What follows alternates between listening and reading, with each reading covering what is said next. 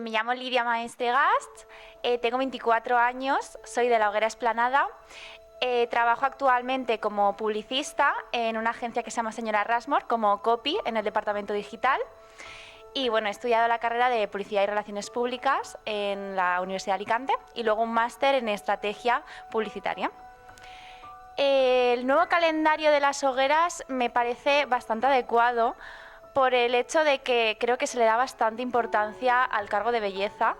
Y luego lo que es el periodo de candidata me parece más corto, pero mucho más intenso, y creo que le deja ese espacio a la belleza para poder ser verdaderamente la protagonista del año.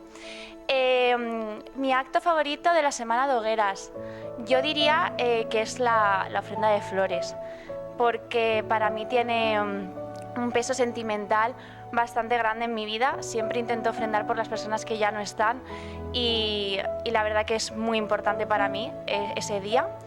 Y luego, ¿cómo veo mi futuro de la fiesta después de 2 años sin ella?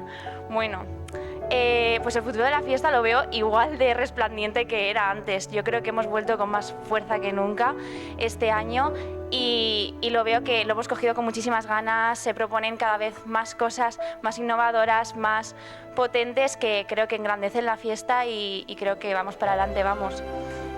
¿A qué le dedicaría mi año? Pues se lo dedicaría principalmente a mi madre y a mi abuela. A mi madre porque siempre está cuando la necesito y cuando no también, porque es la que me acompaña, me deja perfecta en cada acto. Y a mi abuela porque por desgracia no ha podido estar este año, pero para mí era la ilusión de mi vida que me viese vestida de alicantina, y aunque sé que no ha estado presente, sé que me ha estado viendo, desde otra perspectiva, pero me ha estado viendo. Y bueno, ya por último, saludar a mi comisión, a mi gente de Esplanada, que siempre está ahí cada vez que la necesito.